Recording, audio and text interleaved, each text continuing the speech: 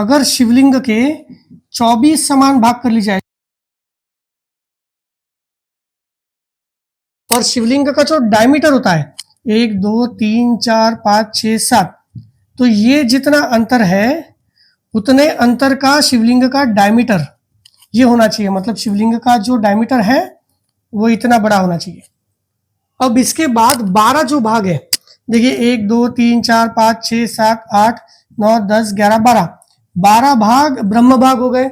ब्रह्म भाग मतलब वेदिका के अंदर चले गए। ब्रह्म भाग जो है वो 4 कोणों का होना चाहिए। बचे हुए जो विष्णु भाग और रुद्र भाग है, विष्णु भाग में 8 कोणों का होना चाहिए और रुद्र भाग में गोल होना चाहिए, मतलब शिवलिंग गोल होना चाहिए। अब ये जो ऊपर का रुद्र भाग है, ये ऊपर का रुद्र भाग खीरा की तरह बनाया जाता है, मतलब ऐसा छोटा सा।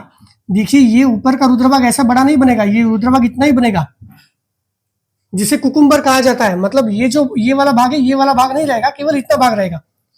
तो अगर इस शिवलिंग को देखा जाए तो लगेगा कि ये ऐसे बना हुआ है और ऊपर इस प्रकार से बना हुआ है और ये नीचे वेदिका है।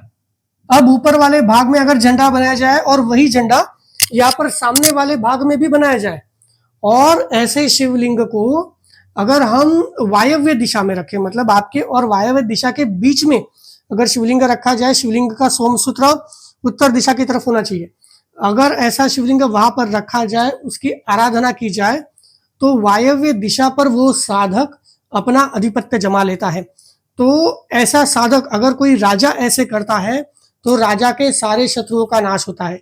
राजा के जितने सारे शत्रु होते हैं उन सारे शत्रुओं के राज्य में अकाल पड़ जाता है, सूखा पड़ जाता है, महामारी हो जाती है और कभी भी राजा के किसी भी क्षेत्र में किसी भी शत्रु का आक्रमण नहीं होता। जब हम वायव्य दिशा की बात करते हैं, वायु देवता की बात करते हैं, तो वायु देवता पे पूरी तरह से अधिपत्य ऐसा व्यक्ति जमा लेता है। तो देखिए ये वेदिका हो गई, ये ऊपर का विष्णु भाग हो गया और ये रुद्र भाग हो गया और ऊपर फ्लैग अगर इस प्रकार से आपको दिखाई दे तो आपको जानना चाहिए कि ये कौन सा शिवलिंग है।